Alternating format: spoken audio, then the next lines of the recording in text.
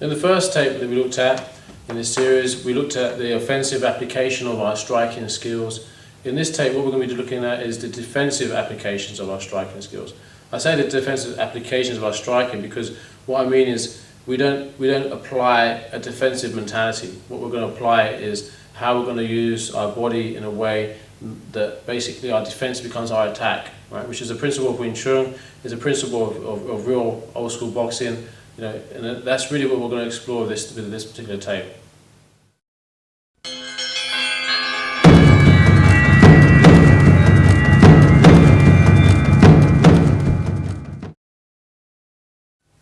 One of the key components of Wing Chun is that the defense is really an offense. The same would be going in terms of old school boxing. You're using your body as a complete weapon. So that's where there's a complete crossover of the arts. So what we're going to look at now is if someone's throwing body punches to you, how are you going to deal with that and make it more offensive rather than defensive? So if someone's body shot towards me, what you don't want to do is lift your elbows up, obviously. It's going to open your ribs up. Some people do that as a reaction to being hit. So you want to get trained that when a punch comes in, you cover the elbow down, cover the hip, right? Bring the elbow to the hip, covers the ribs up, sink your ribs down, right? So the punch comes in, one, other side, two. Now, we talked about the spring power, spring stomp punch. So as that punch comes in, I load my body power, bam, I can punch straight off that. So as soon as that punch comes in, boom, smash, smash, I'm straight in on him. Comes into the other side, one.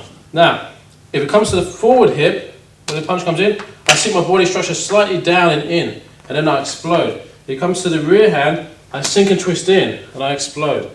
So I can punch with the same hand, it's very quick, right? So a punch comes in, one, smash, smash, comes in, one, smash, smash. Now, I can also hit a very heavy punch with the other opposite hand. So as that comes in, I can draw that punch off and smash him. This takes his balance. Now, in terms of striking him here, it's a very effective strike. And if you're wrestling or on MMA, look, I'm straight here, smash, arm draggers in, right? So you've got a nice little finish here, right?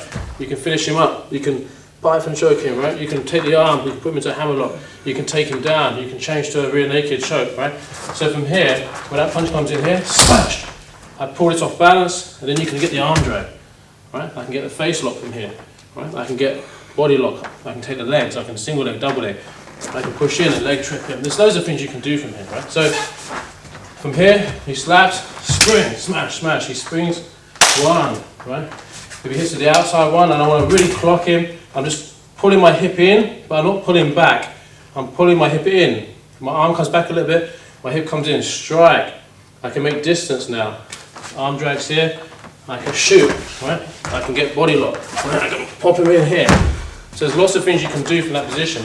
He comes on this side, again, smash. I pull him open here. I can leg dive on him. I can grab this leg. I can throw him. So it's a very good way to open your opponent up as they strike you, right? Which is what we want. If I want to be a little bit more defensive, and because he's a really good fighter, when he punches that body shot, I'll just hit with the same hand and keep my distance control. And even from here, if he's stunned, and I hit here with the same hand, 1, 2, and it stuns him, his arm's there, the arm's there for free. Right? Then you still got the arm drag. You can still go in. You can still go in and grab him. You can still control him. Right? So it's still there. If he punches in again, body shot, head shot, body shot, change the levels up. Right? Make him ricochet and move. Right? And that way he's going to be very disruptive. If he tries to clock me here, this is where you want to use your footwork and then shoot in. Right? So instead of bobbing and weaving, all we're doing is using our lateral footwork, moving side to side, okay, which means when that punch comes in this way to the body here, and I strike him here, this punch, in terms of Wing Chun, what you'll do is you punch, you deflect it, and strike, right? If you think that's not going to work, all you have to do is shift slightly, and you're straight in, right? Okay, or you're straight in, right? Or you're straight in, you can control him, right? There's lots of control methods you can do from that position. So this is a very important aspect of our training, is using covering the elbows, right? So with the pads,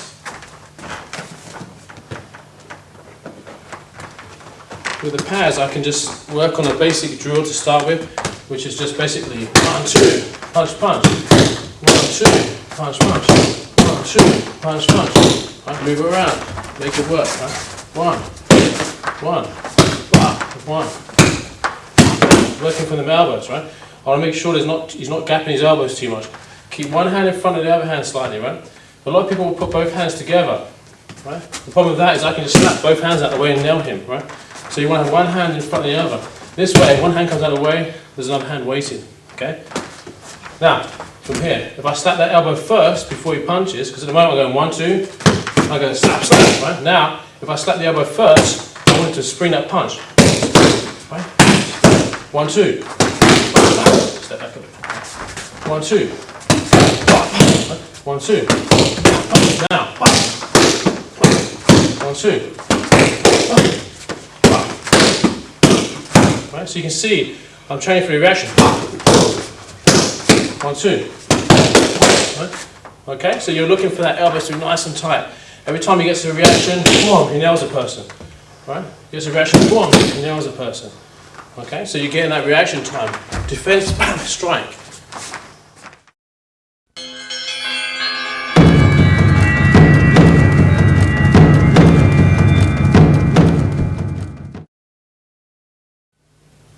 Now, we're going to do a drill. I like to break things down to each area so you can individually train the area and then jigsaw them together so you've got the whole program.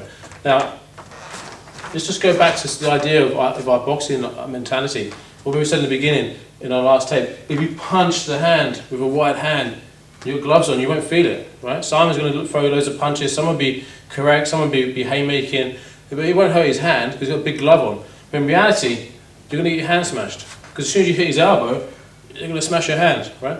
So this is a good defense for him. So we can overtrain the method, right? We can put big gloves on and get someone to wail at you, and you can overtrain your defensive needs. Because in reality, he hit, bam, arm, hand, boom, and it's finished, right? You're going to smash him, okay? So we wouldn't actually throw punches to the body like this. If I'm going to throw body punches, once he punches me, and I cut that punch, this is where my body punches come. See, I'm going to drive my punches in, okay? So I want you to think about it. In terms of my offensive movement, we can see later, when he punches, I cut. See, now I'm going to punch into him and smash him, right?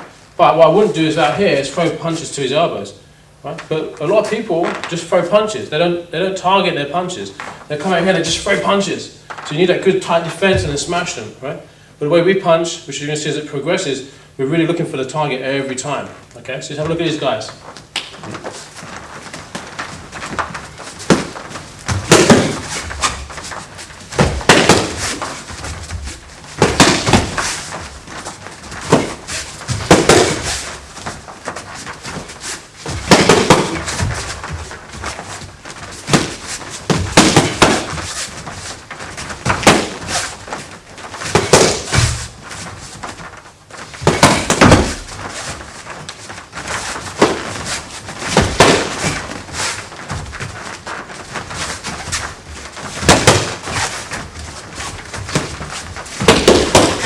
And time. Good. Okay. So obviously, when you look at that, Simon's not hitting the head, which would open up the body. Right? All we're doing is overtraining this lower body to make sure Neil's nice and tight. Make sure he's reacting with the hips, because what we're training is the hip reaction to get the power. Okay. So obviously, it's not the full sparring. Right. So he's not head hunting him, right, in the same way that he would. Okay. But you want to see that build up.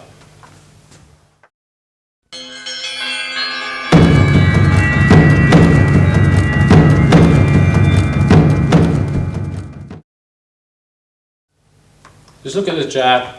This is the most common defense you see for the jab, is people will slip the jab, try and shoot, try and counter the jab with another jab. The problem is you're always standing on the outside and you're allowing them to control the pace of the fight. If someone jabs you, right, and you're slipping the jab, you're allowing them now to go for the cross or to take control of your head, because he can now head wrap you, right, or go for the shoot. What I want is when he jabs, I want him to get nailed. Right? Every time that someone attacks me, I want them to suffer. Right? I want them to think twice about doing it again. I don't want to spend all day jabbing me, thinking that he can control me with the jab. I want him to jab me, then get problems with that. Right? So then he stops, right? Or he has to think about it and make him in shock. So then I can take advantage. Okay. Now, typically speaking, if we have the same lead, okay, so we've both got a left-hand lead. Okay, we both got power to right cross. This is not necessarily the best place for me to stand, right? Because if I stand this side, once I'm working to defend the jab, and whatever way I'm doing it, his cross can nail me, right? So a lot of boxers will find problems when they fight someone who's southpaw and they're orthodox, right? So in martial arts, we should fight both sides, right? You shouldn't dominate on one side. What you're seeing a lot in MMA is people train a lot of boxing, and now they're all fighting on one side. Martial arts is, you should have a good balance in your body. You don't wrestle from one side, and you don't do jiu-jitsu from one side. You learn all your submissions on both sides. Stand-up should be the same, so we don't lose that kind of skill that we've had for all these years and then start wasting it and just going one-sided. Because I can take advantage of that, right? If we're this side forward, right, and he's jabbing, right, the way we would take control of that jab is to just cup the hand, which in Wing Chun terms we would call a paktao, slapping hand. Now people think that Wing Chun, it should be slapping and really stiff. And I would say, yes, a lot of Wing Chun is, and that's the problem. But paktao or slapping hand should be very light. It should be much more proactive and much more versatile than what most people have seen. The reason why most people question my Wing Chun as being Wing Chun or not is because I do techniques that don't look like Wing Chun, but in fact they are. And these are very similar to what you use in the old school boxing methods. So that's why we've designed this tape, is to show you that way of fighting. Now, if he throws that jab, right, and I just want to cut this hand, all I need is to push his hand slightly off its course, and it will vector much wider once it gets to its target. Okay, I don't need to follow his hand, right? What I need to do is the hand comes in, you just tap it a little bit, right, and it opens the line up. So his jab comes in, just a little slap, that will open the line up. Now, as he throws this one, and I hit it, I can shoot in, I can shoot in the body, I can clinch in from here, right? But the problem is when you hit this hand, if he's a good fighter, he's going to be throwing this one straight away, and you can often walk into that, right?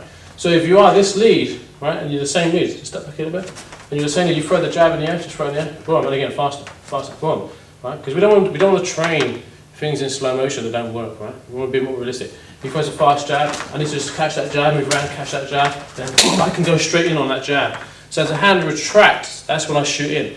If I shoot in deep enough, it's hard for him to use that cross, right? If I'm out here, and I try and return out here, then this cross can come in. So as he's here, and he's jabbing, boom, I'm going to go straight in on him and eat that space up and make that hand hard to use. The other thing I can do, which is what I prefer to do, is if we have this lead here, right, and he's jabbing me, I cover it and I'll change leads. This is why you need to fight from both sides.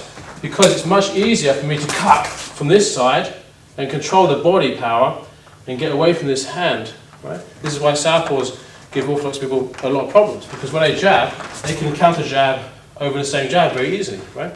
So we don't want to counter jab with a high jab because there's no body control. I want to be cutting the arm. See, if I drop my elbow, how far his fist goes away from me. From here, where we could trade, now there's no trade, I just hit him.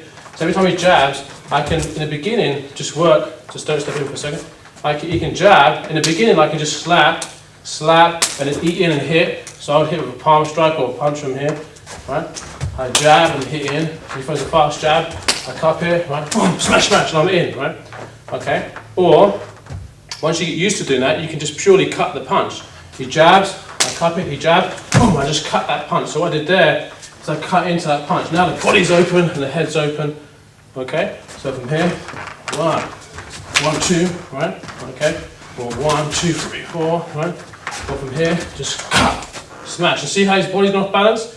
The reason why is when he jabs, when I cut, it puts his body out. Smash, right? Your knee strikes, boom. Head control. I've got head and arm control. I have a good submission from him already. Push into him. I can go at the left, throw him. Controlling the hip power again, okay? So from this jab, if he throws the elbow up as well, if you hit the hand and cup it this way, slightly slap it away, I've got a good body shot from here, right? So you go for the head, right? Boom, smash. Right? Boom, smash, right? Okay, drive in.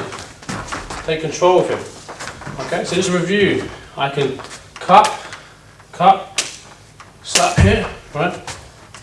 I can follow him as he retracts, 1, 2, zoom, and drive in, open the body up. I can cut, which is my favourite, and cut into him. If I'm on the same side here, I have to be careful. I can do the same stuff, but I have to be careful with that hand. So it's better to really go in, smash into him. Okay? But in favouritism, I would move to this side and make him work here. If he then changes leads again, as he changes leads, if he changes lead, then I'll change lead and cut him straight away as an attack. Right? So as soon as he changes lead on me, right, boom, I cut my hand. Right? So that cutting punch again is really countering a lot of stuff. That's why I said originally, when we first talked about a cutting punch, it's a very important punch to practice.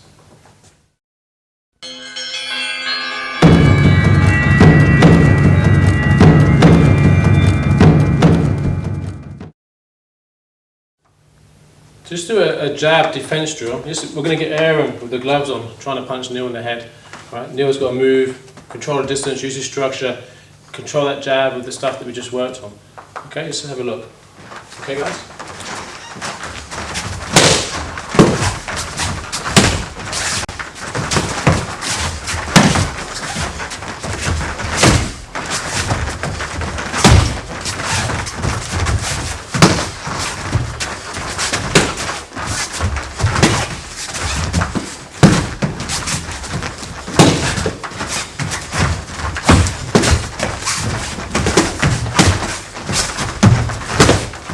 Time.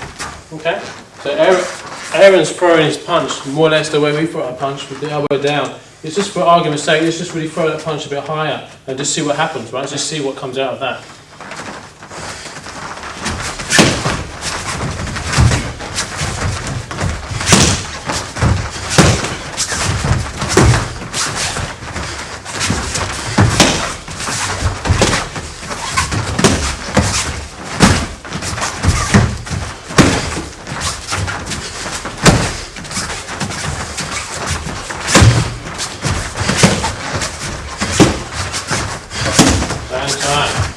Good.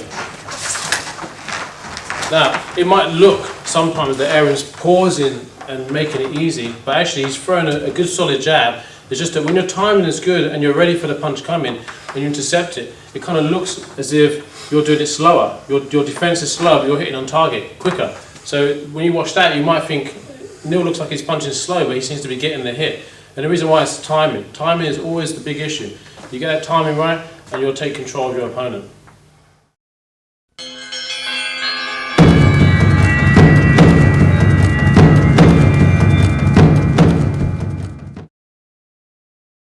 Let's look at the cross. Now, if Neil throws in the normal cross to me that you see in boxing a lot, okay, and the elbow's up, right? It's a lot easier for me to defend if he's throwing the way we throw across, which is with the elbow down and powering through. As we said before, the elbow is driving at me this way. So any way I try and move, the elbow can hammer me. Also, he just needs to pivot his body to change direction, and the whole mechanics of the punch is change direction very quickly. Once you've thrown the fist away from your body, you can't change the mechanics, right? Where you're throwing a punch is where it's going to go. So throwing your punch here is like firing a cannonball. It fires, and where it lands is where it lands. If you're throwing it from your body, you can turn your body, and that changes the direction of the punch, right? So that's why our punch is a lot more accurate, because I can throw a punch here, and if he moves, I can move with the punch. But if I throw a punch like this, and it's coming, it's a bit harder for me to change the direction of the punch and still get power in the hip. You can do it a little bit, but not as effectively as you can if you're throwing here, because here, I can just move my body as it goes, and I can change it much easier.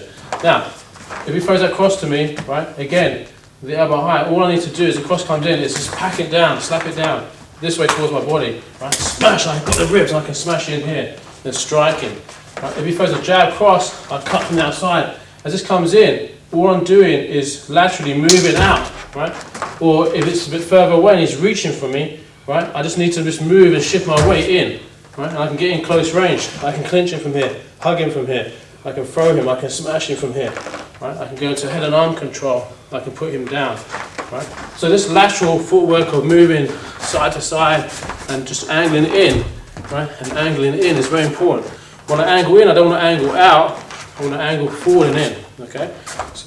So over here, he throws across, cut, I can also cut that punch. If the elbow's high, it's harder to cut. But what will happen is it will jolt his shoulder and intercept the punch, and then you can plow in. So the most effective way to get the cross, most people are trying to hit down on you with it, right? So they're coming in and crossing in, is actually just to slap it down in the direction it's going, and slightly shift the weight, and hit the body punch first. And then you can hit and strike, right? It's very hard for him to hit with this strike if I get past his elbow, because the elbow will shrug and pin him. If I'm out here, it's easy for him to turn his body back on me, okay? So if you are caught out here, expect that punch. As it comes, again, you want to move yourself across for it, right? Okay? You don't want to bob and weave a punch, because as you do that, he's going to knee you in the head, right? Okay? Some people say, don't do this because you get kneed in the head, but to keep your back straight and do this is better. Correct, but it's still easy. If he bobs and weaves with his back straight, right? It's still easy for me to punch him straight here and grab his head and knee him. It's hard for him to stop me pulling him when he's crouching down. Okay, so it is better than dropping your head right down. Okay, it is better to drop in a pivot, but he's setting himself up for some vicious striking there. Okay, so as that cross comes in, I want to hit it across and smash him. Again, look, I cut into him. It's going to take him right out of balance. Okay, if we jab cross, a jab, boom, I intercept. That cross is very hard to hit now because he's been hit in the face already. Right, that cross, if he's just throwing it anyhow, I can pull it in and take control of him. You get takedowns very easy this way. If you really want to just shoot on somebody, then obviously you can practice the same thing. Instead of throwing a punch and keeping a structure here, you can just slap that and use the same principle to drive into the body very easily. Just remember, as once you get in here, keep the head up, you can turn the corner, and then you've got control of him once again, okay? So the principle is the same, right? Once the elbow's coming up, you can slip this, smash, drive in, use your body power, right? It's very hard for him to defend. It's very hard for him to counter once I get to here. Because he turns, it's very hard for him to turn, right? And as he turns, I can just clamp onto him and turn with him, right? Or stop him from turning, right? I can pull into here and turn before him. I'm going to put him down very easily, okay? So the cross and lifting up is very, very easy for us to counter in that sense. If he's punching his elbow down, it's very hard, right? Because every time he punches that punch and I'm trying to get in here, it's very difficult, which you saw in the drills on the first tape we did. It was very hard for him to get through when I was punching like this. You can break the clavicle very easy. You can smash the face. You can drive that into the face. You can punch into the face, okay? So our preference is that the elbow is down.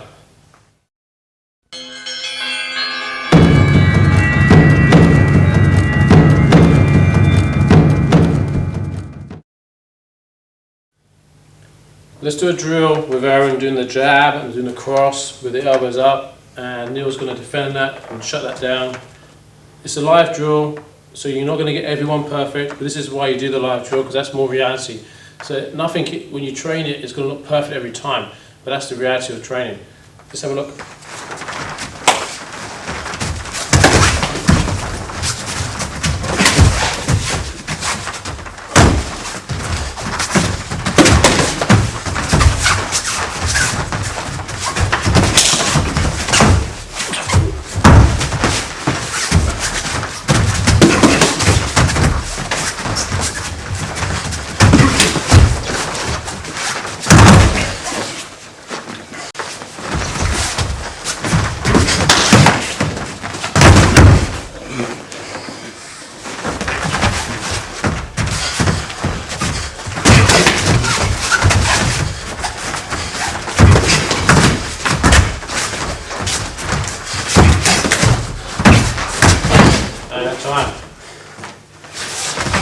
Right.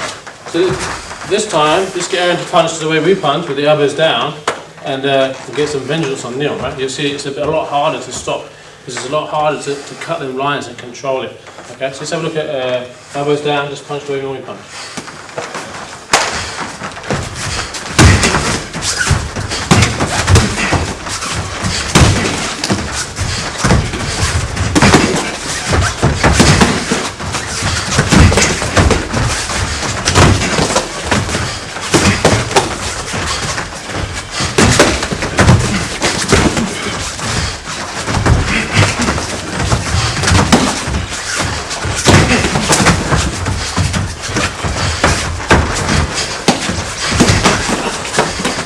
Time. Good.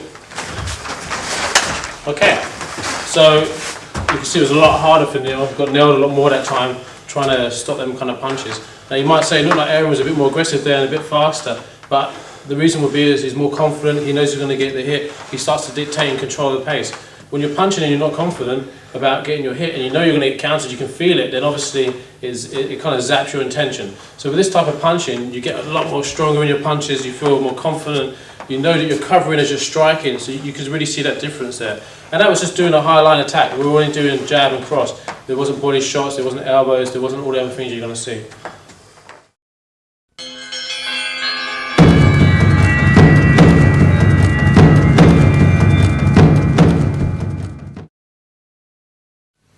Now, a common punch is for people to really swing at you. Even in professional fighting, you'll see a lot of people who come out really swinging, especially when they're in trouble. They get banged and then they just start swinging. And often it's successful because you're banging a load of punches into somebody.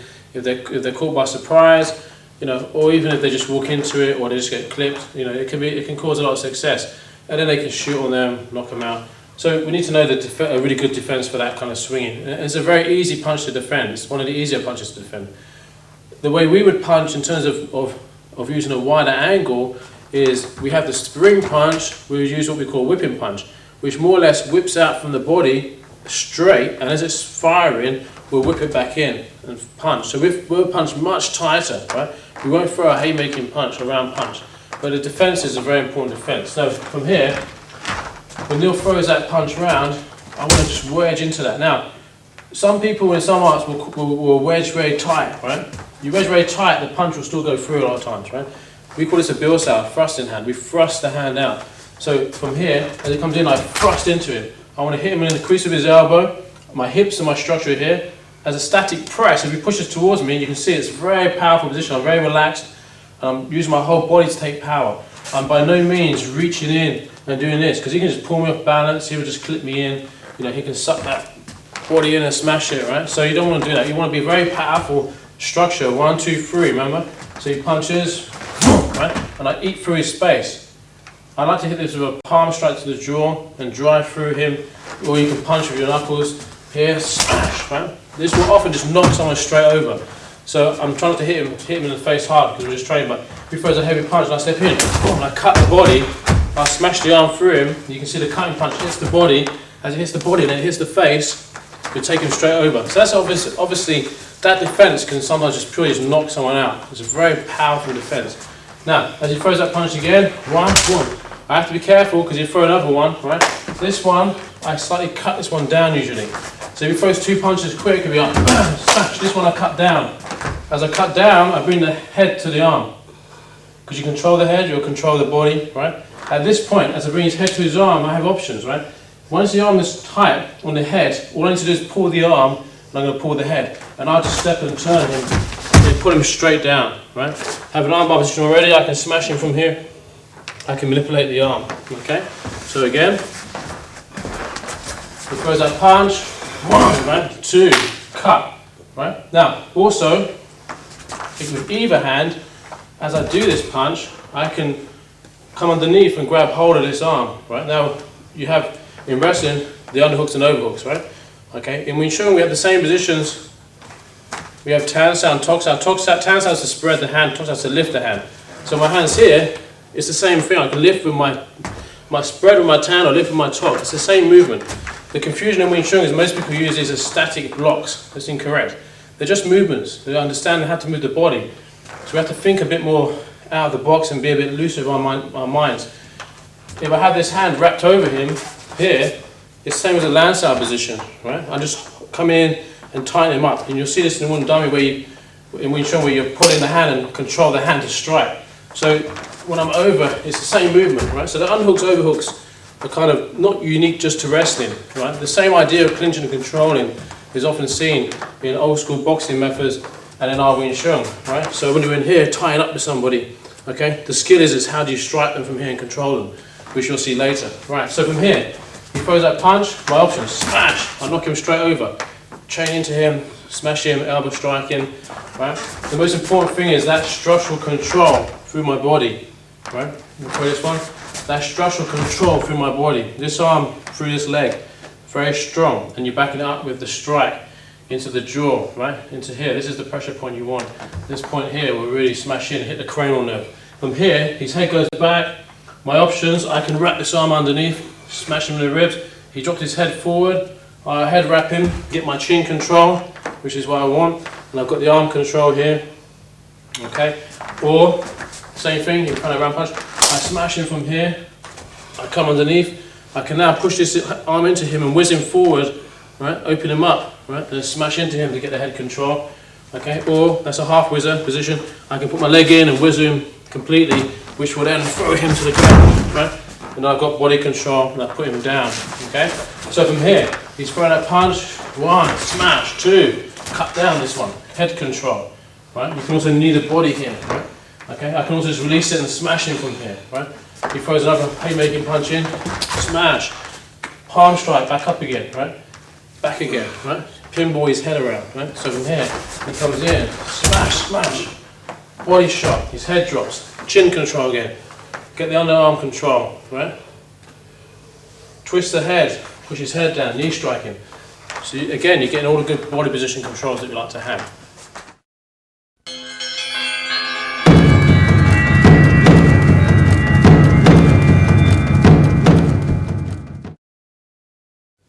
So we're going to do it as a live drill.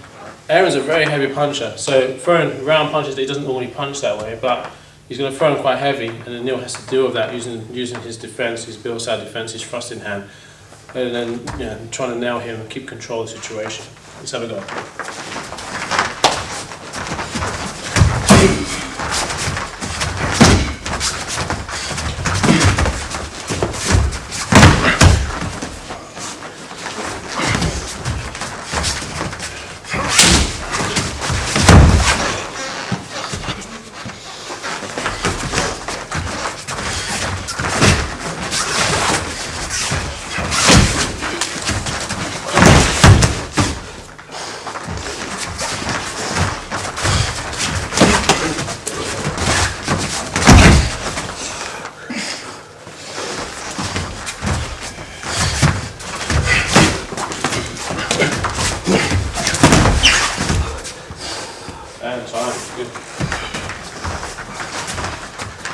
Okay, so it's a good drill to do, put you under a bit of pressure, feel someone's coming at you, trying to smash you a bit.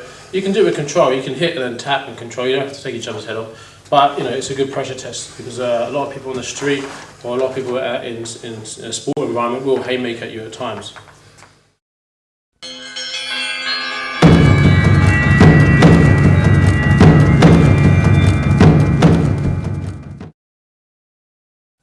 One of the hardest punches to actually defend against is the overhand right, or sometimes you can call it the looping punch. When people throw the punch really high over, or even sometimes you'll see people who really throw the punch and actually just loop it over your defense and try and hit you in the back of the head or top of the head or into the face. Now, mechanically, that punch is not that great for me if I threw that punch because it's not very good for your shoulder, not very good for longevity in your joints, but it is a heavy punch and it does hurt, right? And you can knock people out, so you do need to defend it. It's not the kind of punch that I would like to use myself, but it's a kind of punch that can be effective, right? So you need to have a good defense for it. It's a hard one to defend. If I'm here, in slow motion, he throws that punch. If I try and wedge my hand in, it's just going to cut right through, smash me, right? If I stay where I am and just cover, which a lot of people just cover like this, it will still smash into your cover. So in terms of having boxing gloves on, if you're fighting in a tournament like that, and you get hit with one of them punches, it's going to still cause some impacts and trauma to your head. If you've got MMA gloves and he's punching like that, then he's going to damage his hand maybe a little bit, or it will get through easier, because by having my hands up like this, if he's got small gloves on and I've got small gloves on, there's not much cover really going on. He's smashing my hand, right, or he's smashing into my head anyhow, right? So it's not the best way to block it. What you want to do is control the range correctly, right? If I'm standing in this range, I'm in his striking range, put my hands up doesn't really cover me, right? But what you're seeing in Wing Chun terms is we have a cover like this in our third form, which covers our body. This is for when you're in trouble. So if I was really in trouble and he's hitting me into the body, I'd cover in, and it allows me to punch off here. Or if he's going to my head, there's times where I'd cover my head to strike. But the difference is you want to get in the right range. You have to be very close range. So when that punch comes in, what I don't want to do is reach my hands up and cover my head. What I want to do is walk straight into him, and I want these arms to hit his body. What I don't want to do is put my arms in and leave my head out, because I'm still going to get hit. Because some people will try and push forward. So it's the timing. What I want to do is I want to walk in and I want to hit his body and his arm here, right? So we are here, smash. So I'm actually striking his body and his arm, or his face and his arm, in one movement, right? So as he throws that punch in, I'm just going to walk in and hit him. You see how much power I get into that strike. And then here, he puts himself right in my range to strike him. So as soon as I walk in on that punch, I see come in, smash, smash. I want to punch into him straight away, right? And it allows me to open him up. If I don't see the punch coming, and I see the hand descending, it's too late to walk in, right? I'm right in the range. So anything you do is get out of dodge. You have to get out of the way. So I'm here and I see a punch coming, boom. I was a bit late to get in, I come out. And as I come out, then I shoot in with my cutting punch. I cut in and open it back up again. So again, I'm a little bit late, whoop, out, smash. Right? I see it coming, I'm just in time, boom, I walk in on him. Right? Okay, so I move around, he's just got to try and get the punch now. So I move around, whoop. Right, I move around, whoop. I'm getting out, right? I'm getting in, smash, smash, right? So you can work that drill of being in or being out. You don't want to be in the middle.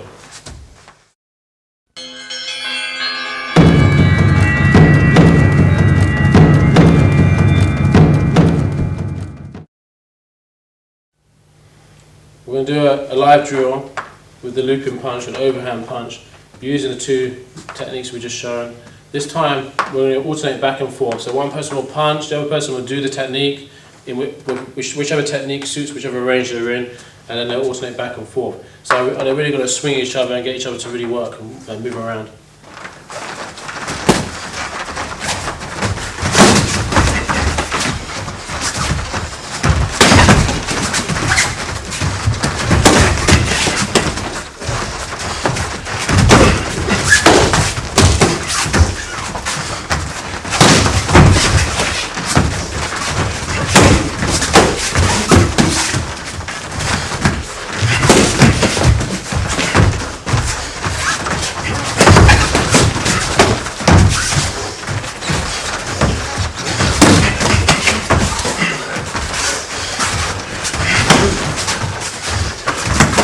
And time. Good, good. Okay. Okay. So you can see it's a very realistic drill. They're really throwing the punches and moving. You can see how effective the cutting punches are back in there, front and up.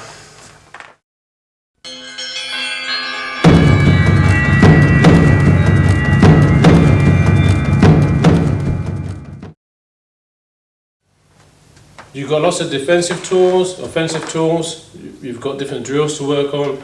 Let's put some of these things together and start working on the next level, which is to counter-strike somebody. Counter-striking doesn't mean that you let the person hit you and then you try and hit them back. It means that when they start to move, you intercept them. When they strike, you intercept them. When they strike, then you control the body and take control of them. So counter-striking is a lot more, in my mind, is a lot more taking control of the structure of the movement. Right? So it's not just a defensive way of fighting.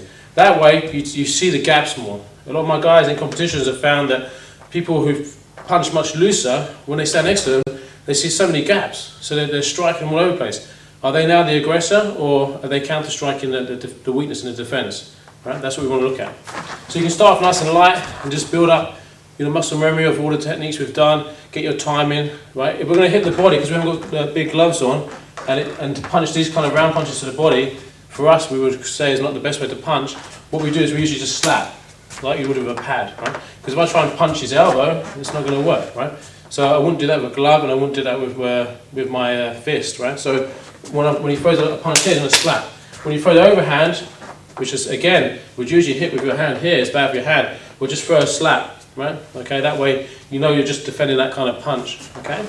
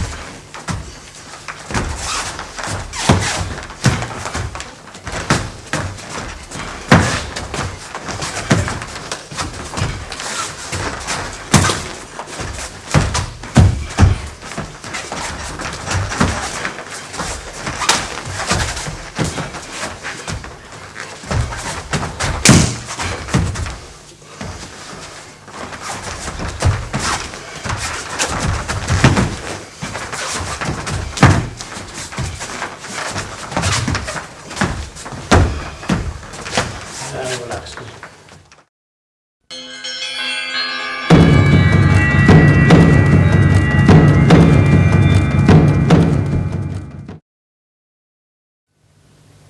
We start putting these punches into combinations and start to see how we can flow each movement together. So very easy, the person can just feed you some punches and you can work off the first initial punch, and they're going to just slightly wait while you throw 3 or 4 punches to see where you would end up throwing your strikes from. Okay, in reality, if Neil threw the punch and I cut the punch and I hit boom, boom, boom, he might have thrown a punch back in between that. But in the beginning, you have to learn what your attack would be. Because if I punch him and I cut that punch and he rocks backwards, smash, then I've got to finish him off, right? Now the punch comes now, then that's when you need your next level of defense, right? In the beginning, you need to have a positive positive offense first, right? So what I'll do is he's going to just feed me the initial strike, and then I'll just feed off my combination of that strike.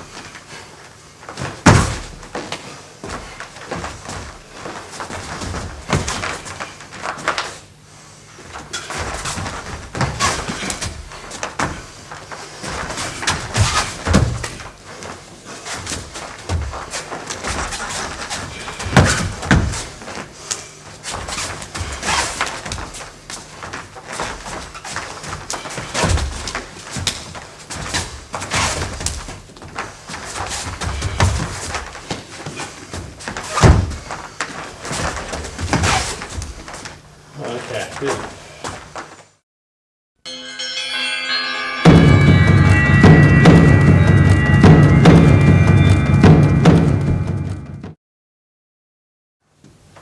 So just look at some pad drills. We're going to put all these things together a little bit, working the punches, some of the slaps, some of the feeding positions for him to strike from. We can add in the knee strikes. The way we knee strike is a bit different, which we'll cover in our clinch tape. But basically speaking, we're not leaning back with the knee, we're driving up with our structure. So it's like you're walking forward. So if I was walking forward here, that's how we knee strike. We want to knee strike with forward momentum. If you knee strike by leaning back, you can get taken over very easily. Okay, I'm not saying it's not a powerful knee, it is. If you lean back, boom, you can get a really good powerful knee strike. But if someone can hook your leg a bit easier, your body's going back. We're going to cover that later, but you'll see when Neil strikes, his knee strike is coming up.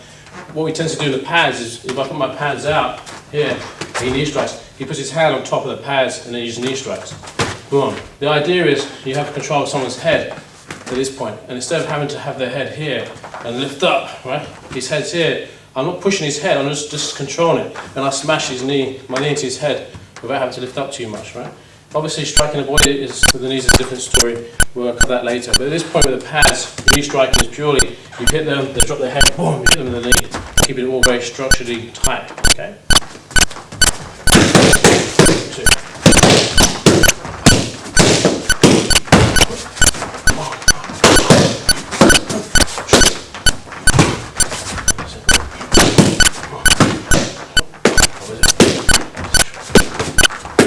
So here I'm trying to hit the body, you're just tucking that elbow in, sucking that body shot. That's it. 1, 2, 3, 4.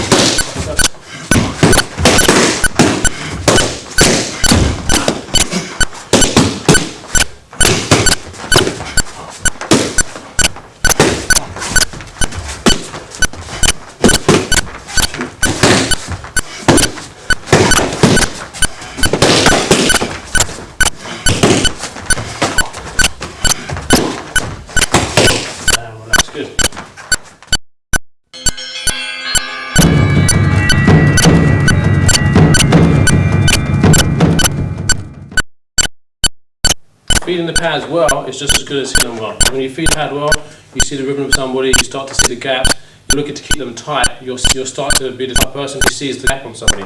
Okay, so a good pad feeder also becomes a good striker. So I often get my students to really feed pads a lot to each other, so they both get used to being very, very alive with the pads, trying to get in on each other with the pads, making their life tough. Also doing things like when his hands are up, what we call a wedge, V your hands together, your elbows in, and drive to him, right? Now there I've caught him, he's leg lifted up. Right? I want to drive into him, he needs to control his structure. That's it. Right? So I drive into him, he brings that structure back. If he doesn't, he's just very static. When I V into him, I'll have his balance. Okay? So we'll V here, test the structure, bam, bam, hit, bam, bam, bam, boom. Wedge that structure into him. Simon's going to do the same stuff we just did, but he's going to add that V test in, make sure the structure's really solid. Okay guys?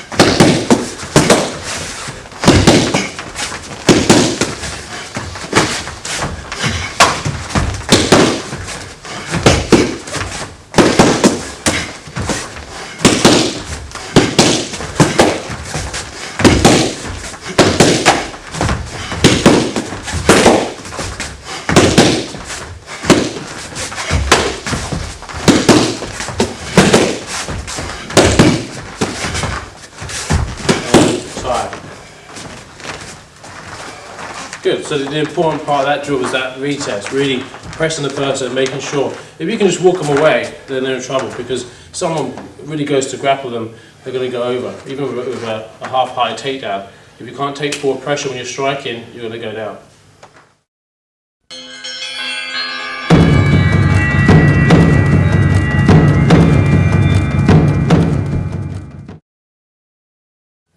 So for those of you who followed my sparring series, I've showed you ways to progress your sparring nice and safely, working all the drills. We've done some drills in this series so far, but obviously you should have watched all this other stuff first. So now we're going to just have some good sparring using the method we're using.